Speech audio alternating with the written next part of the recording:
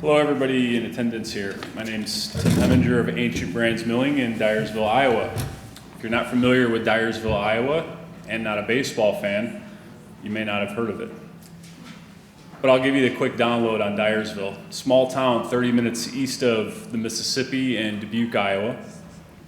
Dyersville is the home of the Field of Dreams.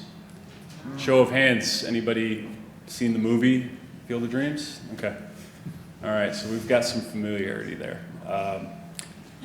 If you haven't seen it, I highly suggest it. So I am going to plug in Ancient Brands. So you probably haven't heard of us. So 8 years ago, I was working for a food manufacturing plant in Denver, Colorado.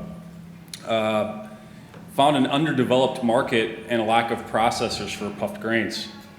This market needed a much needed facelift. Brands were asking for puffed rice, puffed quinoa, puffed amaranth, and puffed millet.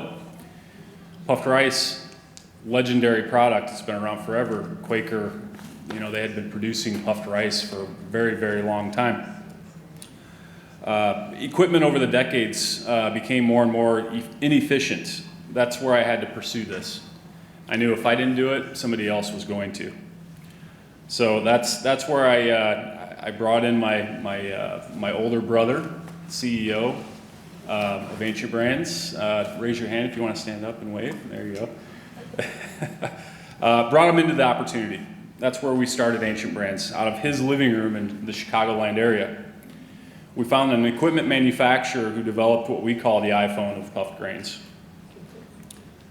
We acquired a dedicated gluten-free facility in 2020, quickly brought that facility up to max capacity. Fast forward to 2023, we're now in the process of building a state-of-the-art facility dedicated to puffing rice and other gluten-free grains, along with implementing a new wheat puffing line as well, which is going to expand our product portfolio. We're really excited about that. We definitely would not be here today without organic rice. Organic rice, being our top moving commodity, is proving to be our most challenging from a supply chain perspective.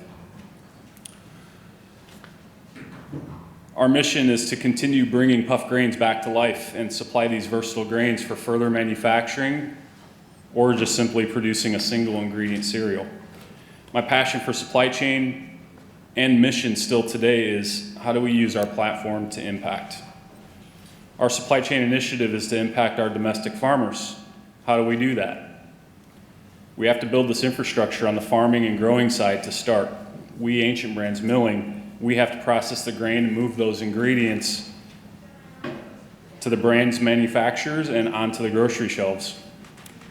We need to build it together, and if we build it, they will come.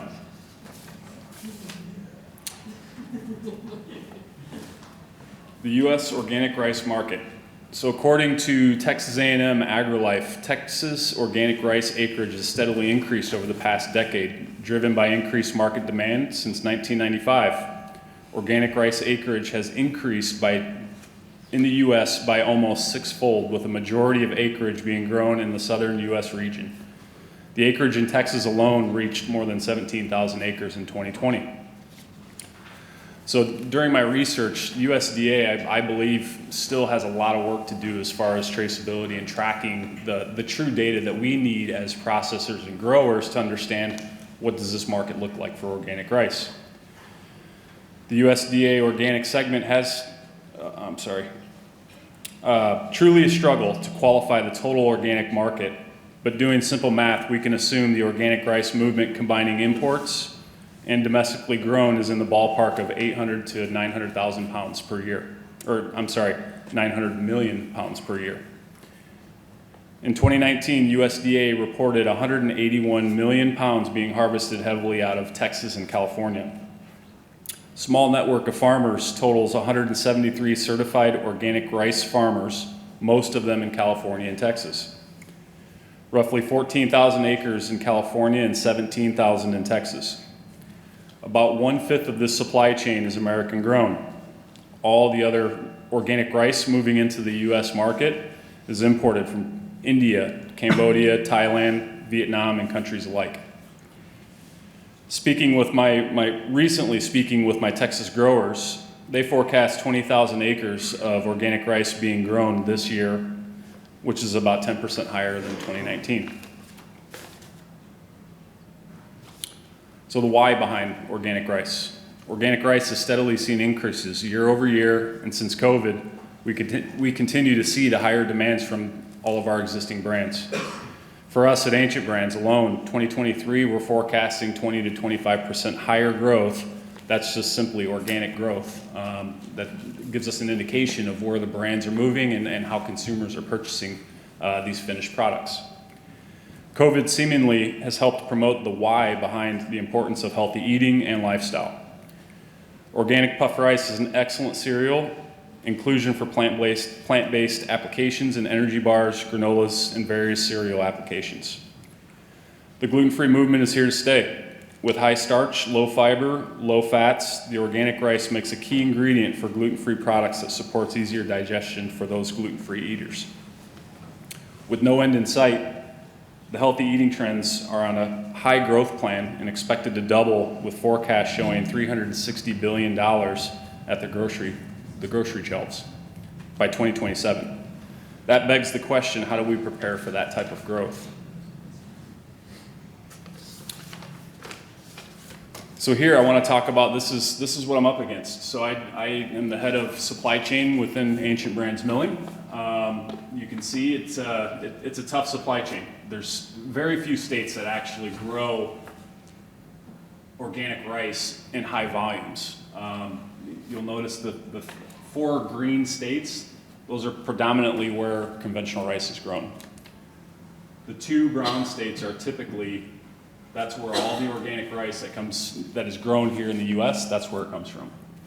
So I'm up against quite a few challenges there, logistically, among many other issues. Climate largely has affected California's yields due to their historic droughts.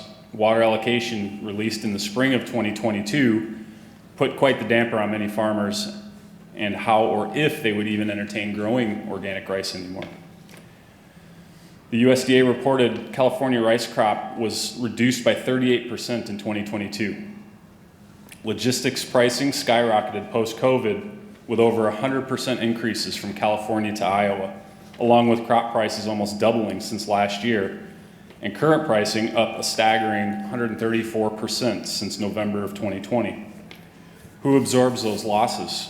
We as consumers. And that is the same story across many different commodities.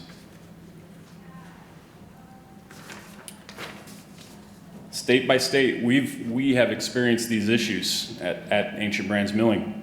Freight is unbearable from California. Climate appears to be too volatile and too much leverage for us on our current organic rice supply chain. 134% increases pushes brands to the point of discontinuation of their branded products. Buyers, traders have quickly pivoted to the Texas market and the import market, which has impacted costs, continues to impair brands and consumers. The import market has seen its own challenges. Cost to ship containers were at an all-time high. Clogged ports, long lead times to receive that organic rice simply was just not a scalable solution from a supply chain perspective. Arkansas seems to be quite content growing 99% of their rice as conventional with no long-term plans to move to organic. In 2017, there were 2 organic rice groups in Arkansas. Today, there are still only 2. States like Louisiana, Mississippi, Missouri, again, they're extremely minimal from an organic perspective. So the challenges that I face, we have 2 states that we can deal with, and the majority of those, it begins to present a lot of issues in the supply chain from a demand standpoint.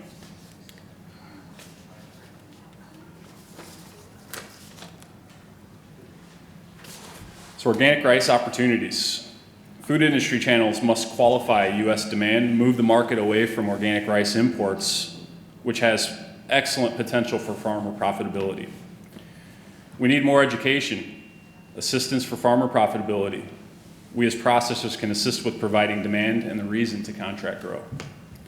Education on organic rice attributes, the technicalities around organic rice production. Climate impacts in the Midwest. I think Michael's going to speak to that. It is doable. And I think with us joining forces, we can help solve some of these beginning problems around organic rice in the Midwest. Finding more rice varieties that yield in a harsher climate. Creation of groups with industry and work with policymakers to create incentive packages for Midwest rice production. Also, providing assistance with implementing value-added rice mills in the Midwest to support industrial and consumer rice products.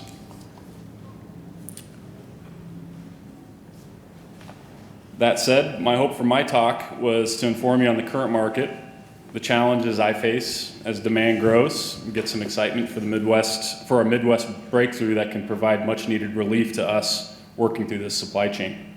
Hope everybody enjoys the rest of the conference, and please know if we build it, they will come.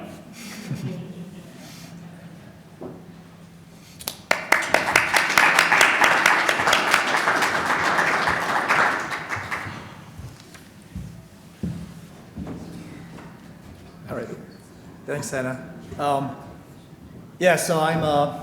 My name is Michael Schläppi. I'm a professor of biological sciences at Marquette University. And I'm at best a pretend farmer. I'm a wannabe farmer. But I happen to demonstrate, to be able to show that rice can be grown in the more harsh, cold climate of the Midwest here in Wisconsin. And actually what I want to convey today is I'm going to show you about 30 slides of how we do this, how it started and how we do this in near Milwaukee. It's in Mequon, Wisconsin, at the Mequon Nature Preserve. What I want to convey is that to you, to pique your interest, to people who are here, farmers who are here, real farmers who are here, pique your interest in maybe picking this up as a new crop in the Midwest, as a new crop in Wisconsin. Mostly, and maybe some of you can attest to that, a lot of the farmland in Wisconsin has been zoned near former wetlands, right? And that's exactly the case at the Mequon Nature Preserve. There used to be a farm that the preserve has bought, and where I only have 2 acres of rice, of paddies there. But the soil remembers what it used to be. It used to be wetland, so it's actually a great opportunity to build paddies in areas that were like marginal land that is close to wetland, where the wetland maybe wants to encroach back onto the farmland, and then you can't grow any more corn, soybean, and wheat because it's getting too wet. But rice is it's an opportunity. So that's what I like to achieve today, and I want to make it interactive. I have very little words on my slides. It's mostly pictures. So whenever you have questions, just jump in. I'll be happy to, make it a conversation. Okay. So the first thing I want to show you though is that I'm a researcher, so I'm a professor and researcher, and this whole idea of a rice or growing rice in Wisconsin was born out of research.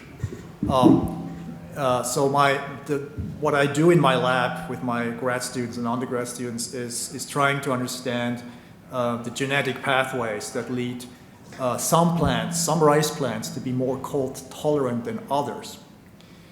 So for instance, we have here, I don't know if this is working. Yeah, so we have 2 rice variety. This I call cold tolerant check is actually the one. This is the rice I've figured out can be grown. Oops. I'm not going to do this again. This can be grown. This one can be grown here in Wisconsin. So this is the rice variety. This is a Russian rice variety.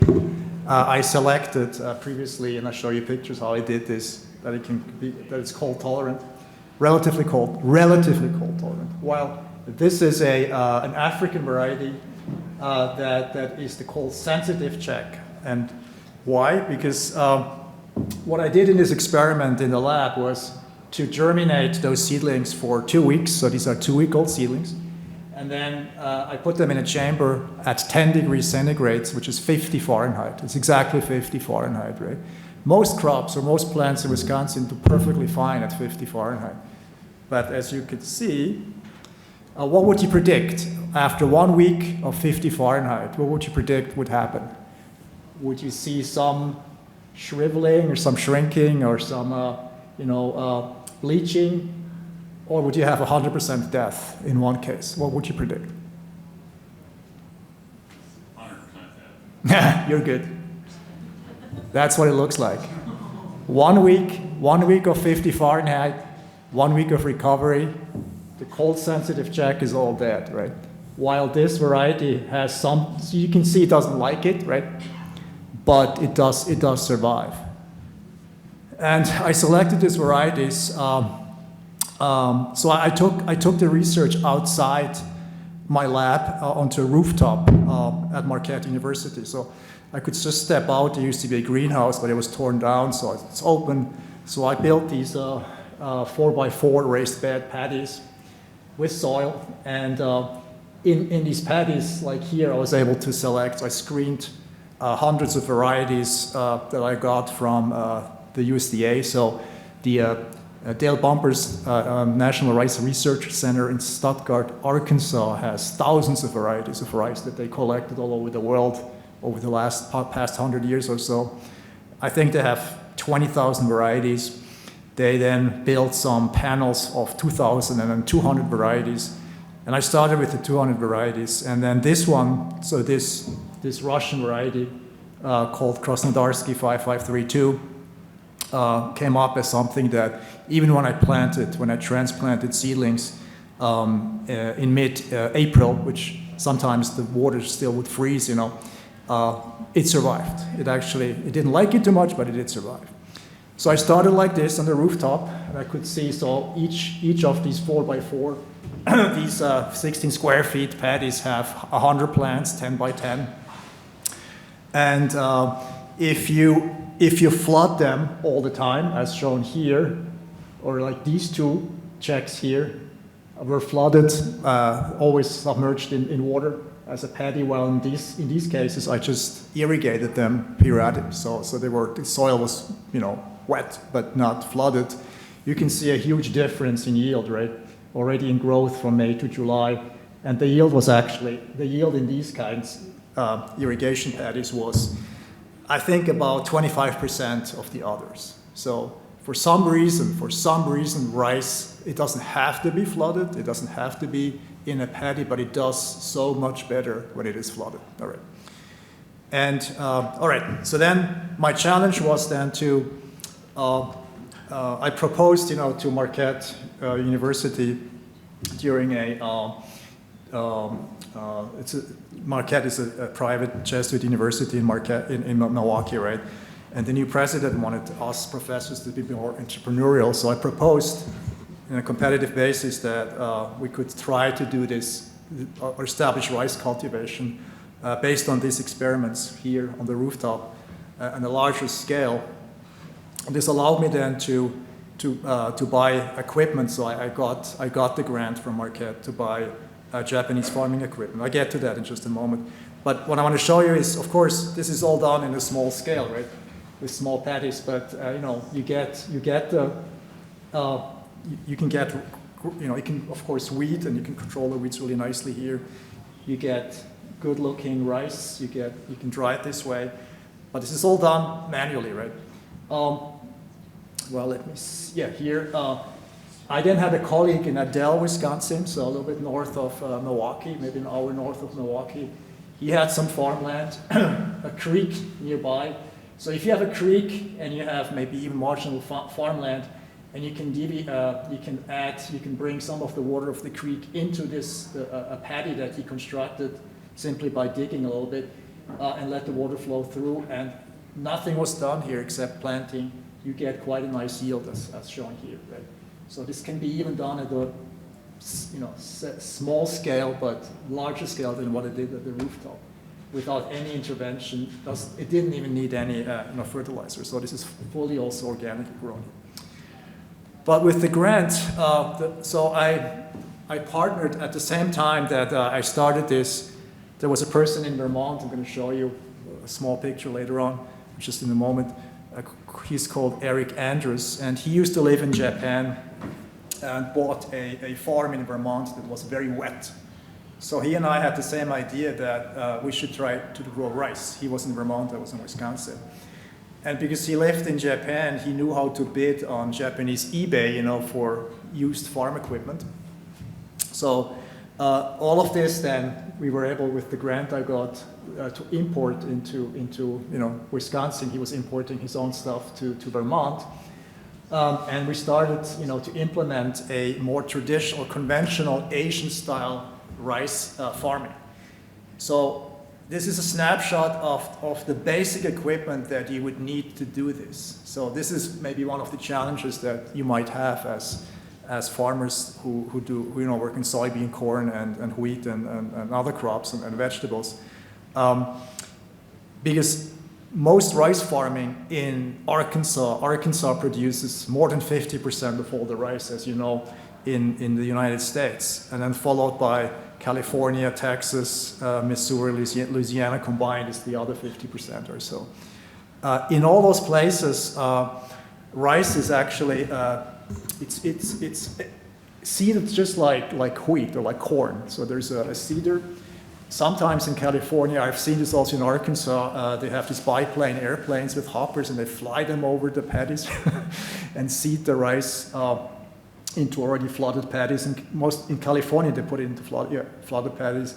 Or in Arkansas, like you say, it's 99% conventional because they just like to burn the field, you know, with chemicals, so get all the weeds, kill all the weeds, drill the rice in there, irrigate it a little bit. Once the rice comes out, it will be flooded, and then it's just flooded for the rest of the season. So that's how they do it, and the yield is, I guess, you know, the way they want it. But as you know, there is also issues in Arkansas with arsenic because a lot of the rice paddies were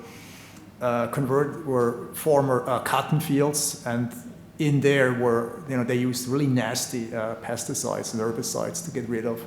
And rice, unfortunately, the rice bran has been known to pick up these chemicals such as arsenic, which isn't as much as a problem as people say, because my collaborators in Arkansas, they figured out a lot of this arsenic is organic, so it's complex with a carbon molecule, and that is not very, it doesn't affect our system at all. It's going to be flushed out, versus the inorganic arsenic is the one that's really, you know, deadly to us, to mammals, right? But you mentioned, Tim, that a lot of the organic rice is imported from Vietnam and from China, and, you know, having also worked in China, Chinese don't trust their own rice at all, because you don't know it's grown next to a factory, it's grown next to some wastewater, even though they say it's organic, but, you know, the soil might be contaminated. So having, you know, a good source of organic rice is a good thing, or at least when you know where your food is coming from, right? And that's what we like to do with this kind of small-scale rice farming. But having said this again, so what we use is a grain seeder. So the Japanese have mechanized everything, which is really great. It's not like, you know, the pictures you see from Asian, mostly women transplanting by hand, right? This is still being done, of course. But the Japanese figured out, you know, we want to do this in a family farm style, and we want to mechanize everything. So for this, I bought a seeder, which is like an assembly line. I'll show you more pictures how this is working. A seedling transplanter. So, of course, I went ahead of myself. What I'm trying to say is we don't drill, we don't put the grain directly into the soil here in Wisconsin. Why? Because it is too cold here. Rice is a very warm, loving crop, right? It originated in what is now southern China. It was domesticated in southern China, but you find wild rice. I'm not talking about the wild rice we have here in Wisconsin that is found on native land, right? I'm talking about wild rice that was the progenitor of this Asian rice. You can find that actually all around the world near the equator. So you can find it in Central America or South America, you can find it in Asia, you can find it in Africa. And in fact, rice was the rice we eat now, this Asian rice, was cultivated once in what's now southern China. Another cultivation event occurred in Africa, which led to another species of domesticated rice. But most of the rice we consume now is from that Chinese or that Southeast Asia domestication event. All right. So it loves the warmth. It also loves shorter days, because the closer you are, the more in the south you are in the summer, you have shorter days compared to our summers, right? Our days are very long. That's the other challenge with rice.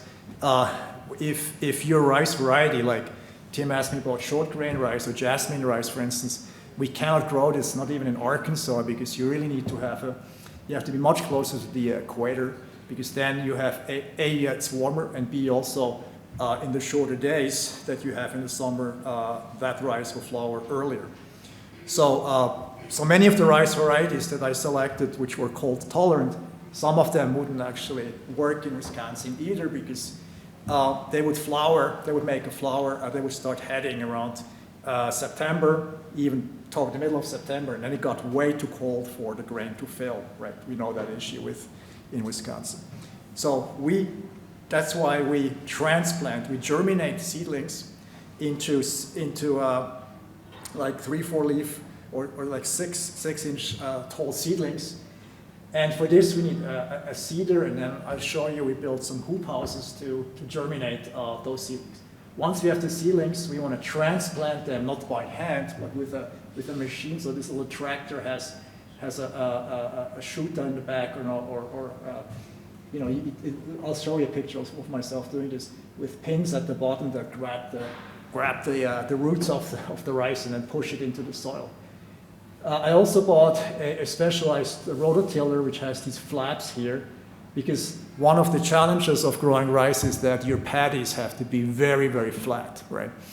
Because you can't transplant your seedlings and then flood the paddy, and there's too much of a pitch, which means it would drown some of the seedlings here, and these seedlings don't have any, are not flooded, right? And the issue I'll address toward the end of my talk is with organic rice farming is, of course, the weeds, right? Weeds is the biggest problem that I encountered with doing this the last 5 years. So a good rototiller that can not only till but also make your paddy flat, because you need like mud, you need like almost concrete type of mud to transplant your seedlings into, is a good thing. And then here's the combine harvester. So any harvester probably would work, but this is specialized also for cutting rice and then threshing it here, putting it in the hopper, and you can use the auger to unload it. Now, since again, farmers in Arkansas, as far as I know, or most rice farmers, they do two things. They put the grain in the soil and they harvest, and that's it. And then they bring it to Riceland or companies like that, right? And they do all the quality control, processing, and so forth. But in the Japanese, we do everything. We do everything from the beginning to the end, right? And for that, we have to have a grain dryer. So this is called a dry boy here, which has a kerosene flame. So here's a kerosene tank, and then the flame would be blowing into the dryer. And then these augers turn over the rice in here up to 800 kilograms, so about 1,500, that's about almost 2,000 pounds of rice can be dried in this one thing. And it also has a sensor. It will tell you can set it to, let's say, 14% internal humidity, because after you dry the grain, you need to hull it. And if it's above 14% of internal humidity, it would break during the hulling process. So usually when I harvest, it's about around 20-25% internal humidity, and then you can dry it down to about 14% with this kerosene flame driven dry boy or grain dryer. Right next, so there's an auger, you can unload then the grain here, and you see this edge here. This edge is the grain holder. It's right next to the dryer. So once it is dry enough, I unload it into this kind of big machine as well. It has in here, it has like two rolling pins that roll against each other, which then shear the grain for hulling, and the chaff is being blown out through this chimney here to the outside of the barn. I try to collect it and bring it back to the field because rice has a lot of silicon, so it's silicon rich, especially the hull, and so you deplete your soil of silica, right? And we return it back, we try to return most of it back to the field to replenish recycle the silicon. And then next to the huller right here, you see this thing here, this is a grain cleaner, because after hulling, you can unload it into the screener, which will then also throw out some of the broken rice and the smaller grains, and then you can then package right here. There's a balance here. You can package your 30 kilogram or so, your 65 pound or 50 pound bags of rice. All right. So we started this in 2017. Our first trial started in 2017 with the help of this guy, Eric Andrews from Bound Brook Farm, Versions, Vermont. So if you Google the Bound Brook Farm, you'll find his website where he has also a lot of information about organic rice farming. He does something else. He's a fan of the Igamo system. So Igamo is a kind of a wild duck or hybrid with a domesticated duck. They're using the duck as a weeding system. So they release ducklings. He buys every year small ducklings and imprints them. They fall into the field, and then he releases them to the freshly planted rice paddies. And they paddle around and they eat weeds that are coming up, at least the broadleaf weeds. And at the end of the season, he harvests both ducks. He has ducks and rice, which is commercially quite viable for him. So this first year, we were germinating seedlings in this way, which we just put them outside with in some artificial seeding trays and covered them up. It took actually quite a long time for them. That's the challenge here in Wisconsin. So we have cold tolerant rice that can survive certain cold spells, which we always get in June, right? But the germination takes a long time. That's why, again, we cannot, unless we find a rice variety that can germinate very quickly in the cold and doesn't really care about the 50 or below 50 Fahrenheit temperatures that we sometimes have in May, right? So anyway, we did this way, and then we planted actually quite late, so toward the end of June, which led to some challenges. But the thing is, this is the first year. You can see we had a contractor dig these paddies. This was 1 acre initially. Because of the pitch, we subdivided it into 5 smaller, less than a quarter acre paddies. And as you can see here, this is roughly, that's what it should look like. But you can see some areas are still a little wet here, right? And some are dry here. So this is still not perfect. We're still, this is the biggest challenge we still have, to make those paddies really, really flat. Because every year when we till, right, we get some issues with that. But this has been transplanted with this transplanter here, seedling transplanter, while we also, that first year, we tried to interest some of the Hmong farmers that work at the same farm. So this is part of the Mequon Nature Preserve, but they're leasing out 40 acres to an organization called the Fondy Food Center. And the Fondy Food Center has the mission to give access to agricultural land to farmers who had traditionally not access, right, to land, especially in the case of the Hmong farmers who came here as refugees from Laos at the end of the Vietnam War. Right? But we tried, we wanted to compare traditional hand planting. So I had my grant money still, so I was able to hire these ladies here. And it takes about, this is a quarter acre. It took them 2 afternoons to finish this. Well, this took me like 3 hours or so with the machine, so it's a big difference. But the yield was actually, we then compared the yield. The yield was a little bit better here in the hand-planted field. We also immediately had the challenges that when we planted this at the end of June, a lot of geese were migrating from the Horicon Marsh over Milwaukee, over the Mequon Nature Preserve, and they said, "Oh, hey, there's something new here, right?"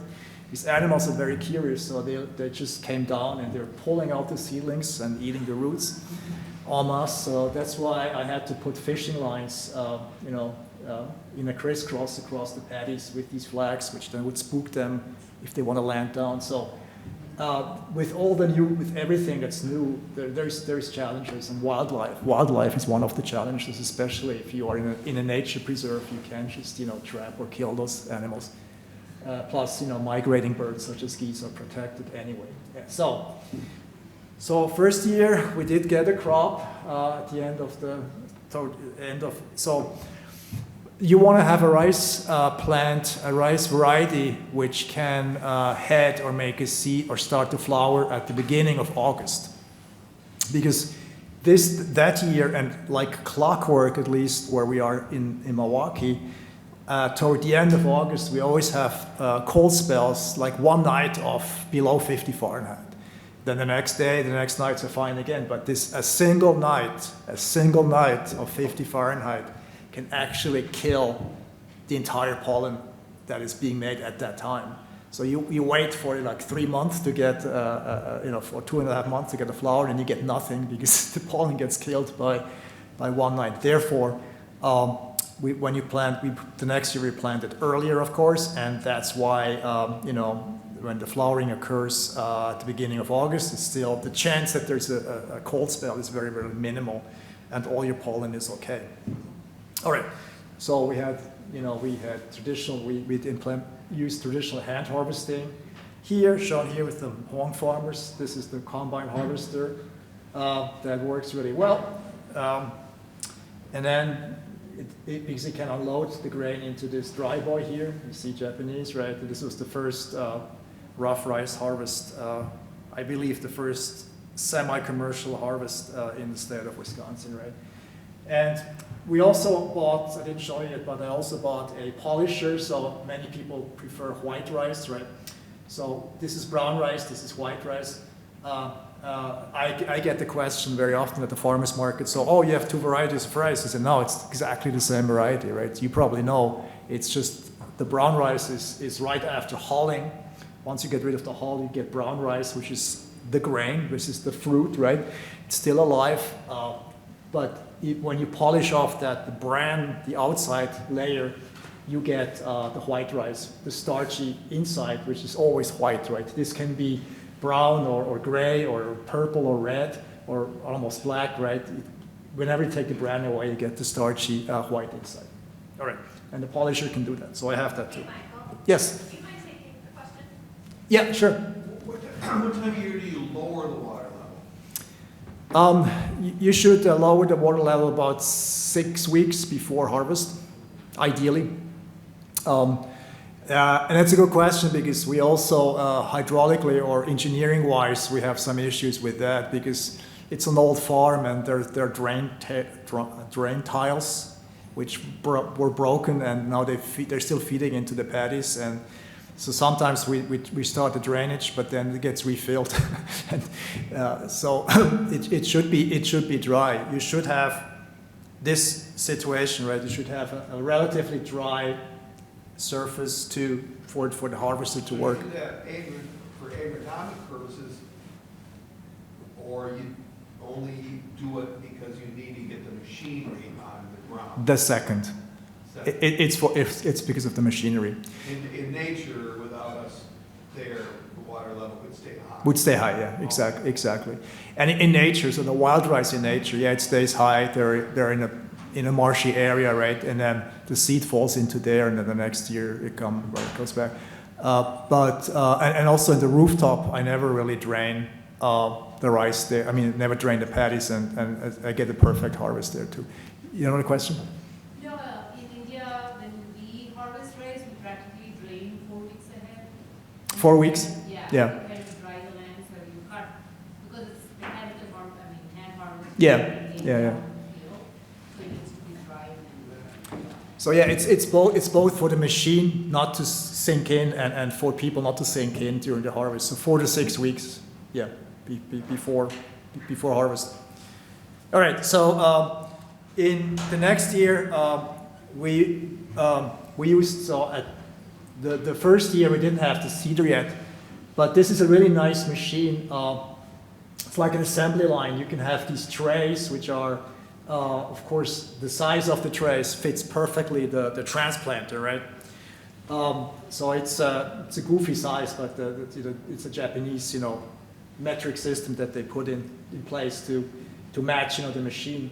But so these black trays can be fed through this seeder here.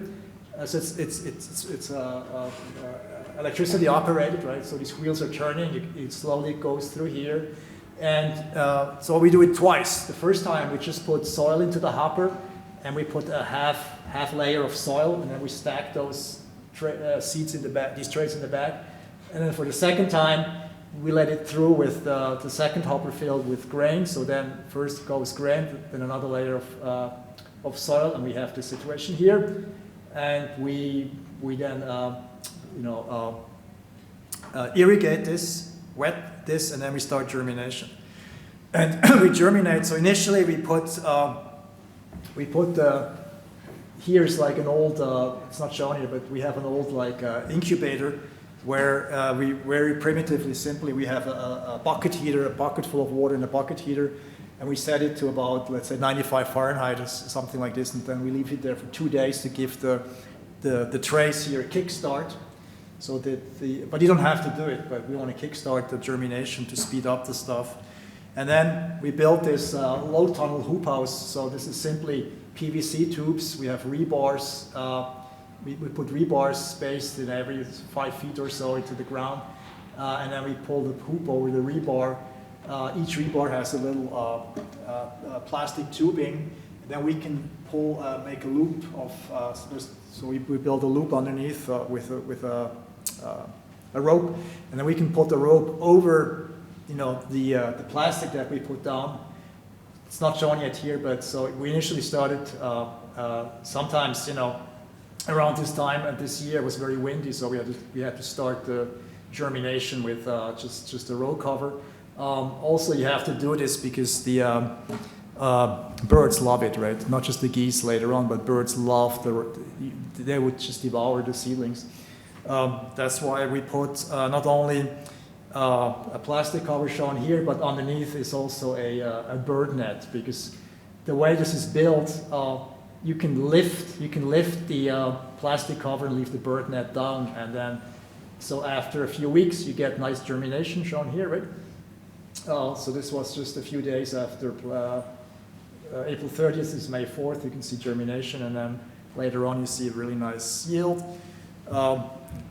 Shown here, so this is how we can lift the plastic. The bird net can actually be pulled down. It's not shown here. These are some student helpers that worked with me, and the Hmong ladies still like to do. They like to do the traditional planting, because I'll show you a picture later for the Fondy Food Center and the Hmong community. Rice is not just rice; it's also a cultural. There's a lot of cultural meaning for the Hmong community, and these elders, these ladies who came as probably teenagers in the 1970s, they want to show their kids and grandkids how they used to grow rice in Laos, right? And so this was our second trial. You can still see it's pretty flat, but again, any section, for instance, this section here is a bit higher than there, and issues then arise with that, or shown here, more water here, more elevation there. Issues arise with the weeds, and I'll address that in a moment. But as you can see here, in 2018, we had the really perfect and nice, right? This looks like a little piece of Asia in Wisconsin. So we were very proud about this harvest, and we got about 5,000 pounds per acre of rough rice. And I love this picture because this is 4 generations of Hmong women. So there's a great grandma, mom, and a great granddaughter. Also grandma, granddaughter, great granddaughter, who were. I mean, this was more ceremonial, right? We don't harvest by hand for production. This is more for ceremonial purposes. But anyway, so 2 years, you get at least 2 years of honeymoon when you start when you dig your first your patties, and then in the 3rd year you can start to see more weeds, and then it goes downhill from there. So that's just what I want to tell you right away. And also, not a mistake, but I got a bit cocky, right? I thought, oh, this is working so well with 1 acre, let's make another acre. And then so in 2019, built 2 acres, 2 hoop houses, right? Everything worked still fine. But if you're, and again, the Hmong ladies to help with the traditional hand planting, just again to show the kids, this was already planted by machine there. It looks also, 2019 looked pretty good too. But we started to, and the yield was pretty good. So we had 2017, first trial was a little bit iffy, right? 2018 was perfect, 2019 was great, even better with more acres, but more work. And if you are doing this mostly by yourself, but I'm also a professor, I have a lab and so forth. A little tricky, And then when the pandemic kicked, it was not just the pandemic, but everything went downhill in 2020 because we had issues with too wet and too dry situation, right? As farmers know, and then. So here we had to grow, with masks during the pandemic. So this is showing you what, the issue. So the challenge is to keep the patties flat every year. So you see, this is perfect. It should look like this, but there are sections where, like here, it depends how the soil is. The soil is different in different sections. And whenever you have these bumps, that's where the weeds start, and that's where the barnyard starts to grow. That's where you have these tiny barnyard, like Matt Ryan talked just before. Once you start seeing the little weeds, it's already too late, right? Because with the barnyard, you have these rice seedlings which are this tall, and then the barnyard seedlings are like this, and then within a few weeks they completely outgrow the rice unless you mechanically cultivate them, right? Anyway, so this is showing, this is another shot of the transplanter, right? You can see these so there's 4 rows, and each row can take, it's 5 rows, and each row can take 2 of those seedling trays together, right? So you can put 10 trays, if you will, in here, and you can do 1 round and a second round. And if you have help, like this is Stephen Petro from the Fondy Food Center who's helping here. So with 2 people, you can actually plant fairly quickly, mechanically, a paddy. You get wildlife. So I like these guys because they interact with just capture the frog here. So they don't do any harm. The wildlife that's doing harm are the birds. The birds are jerks. Sorry, but I don't like birds at all. I like the predator birds. They're awesome. But the ones that eat my rice, Anyway, so to your question about when do we stop flooding, we made a mistake that maybe not a mistake, but in 2020, it was really wet at the end of the season, and we had to harvest. And when I entered the field one last time, it broke the tracks. All right, so the machine was stuck. We had to pull it out with a bobcat and bring it outside. And then in 2021, we could not harvest by machine. We had to do everything by hand, which was quite a challenge. So I had lots of high school students and undergrads from universities helping, and other volunteers. So it's doable, but hard work. You have to bring it there and then feed it into, you can feed it into, shown here, you can feed it into this combine harvester and then unload, of course, this into another container and bring it to the dry boy. So it was very hard to do. In this year, so it took me a year and a half to get, so I had to buy those. Those tracks are not available in the States. That's the other issue. This is Japanese farming equipment. Even though it's a Kubota type machine, I had to reorder it in Japan, and it, with the import container prices and everything, it was just, so we had to wait for a moment where everything worked out better. But I finally got this last year, I'm sorry, in 2022, in August I got these, I'm sorry, in October I got these things just on time for the harvest. So 2022 was a better harvest. So this is the 2020. So I had just a small section that I planted this year, or several small sections. But this is my son. See, like the double rainbow, which is not really shown here. Pretending to help, he didn't really help, but he just for a picture. Because we had that. But you can see I cultivated this basically myself. The whole summer I was walking through those paddy rows, pulling out the barnyard. You can see there in the back a little bit the darker areas. That's where the barnyard has actually grown above the rice. And each of the barnyard plants can spread about 50,000 seeds right into the field. So it's a big challenge. And here, this is a fifth of an acre that was planted as well, but I didn't cultivate. And we had in September a big storm, and the rice itself, so this rice, this paddy was fine. It didn't affect the paddy at all. The rice at all, but if there's barnyard which is weak, it will pull down everything, as you can see here. So that's a huge challenge. So this is basically almost a total loss, right? Because the barnyard just killed the rice. All right, so that's the challenge. But I want to say I'm almost done. So we still have time a little bit. Rice, so for the Hmong community, rice is not just rice, right? So as you can see here, these ladies are in traditional garb, and they come to the rice, our rice fields and take pictures because it always overlaps or closely overlaps with the Hmong New Year. And in Laos, or I heard people get married in front of rice fields. So taking pictures in traditional garb and being part of the society of their culture is very important. So we think this for the community of former refugees like the Hmong, this is not just rice, but also has a cultural meaning. So as I mentioned, it is feasible. So we have shown with the correct or with the traditional Japanese farming equipment, it can be done.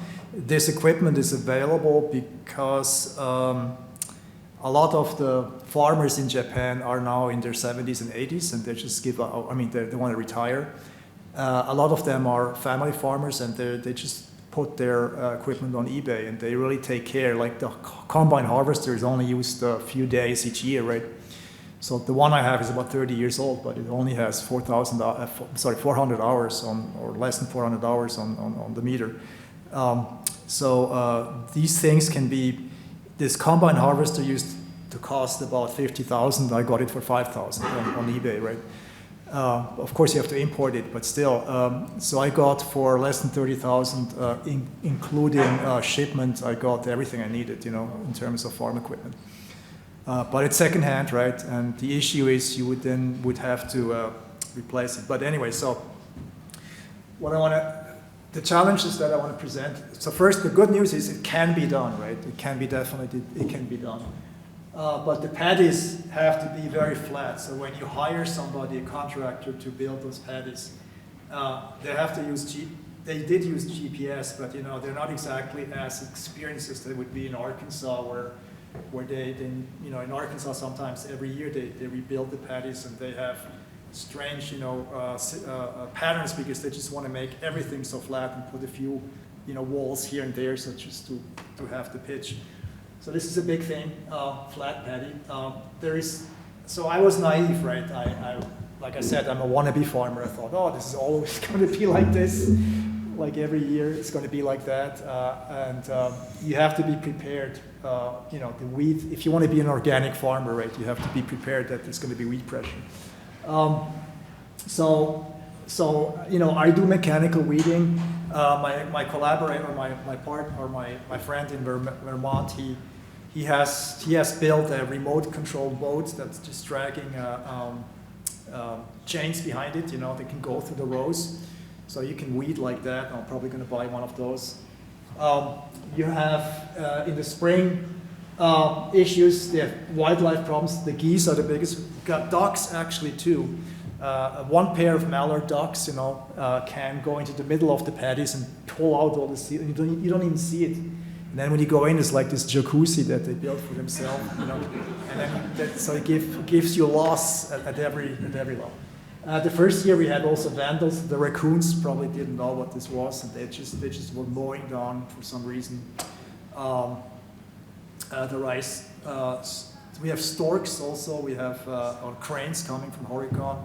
They also love, of course, the paddies because they have the frogs there to hunt. But when they walk with their big dinosaur feet in the paddy, they can also, damage the seedlings. So these are issues. I'm not lying. There are certainly issues. And of course, the maintenance of the Japanese farm equipment is the thing. Like here, the tracks fell off and these things fell off, but we were able to replace this. And of course, the weeds. So as long as you mechanically, so this one was not. This was almost a total loss. As long as you do some weeding, it's okay, and we are able to have this brown and white rice in a good year. So with 1 acre, we can get 5,000 to 7,000 pounds of rough rice. Of course, that's going to be reduced because you have to still hull it, right, and polish it. But a couple thousand, 3,000-4,000 pounds of rice per acre is possible. All right, and then these are a couple. So this is Stephen Petro from the Fondy Food Center. He's a real farmer. He's great. He has the tractor too that I use, and then some undergrads that helped with this project initially. And I want to just give a shout out to the Mequon Nature Preserve. These two people are managing it. Also, Venus Williams. She runs Alice's Garden. She's now the executive director also of the Fondy Food Center right now. I partnered with her early on because of community gardens. You can grow rice at a small scale, of course, in community gardens as well. We have been doing this also over the years.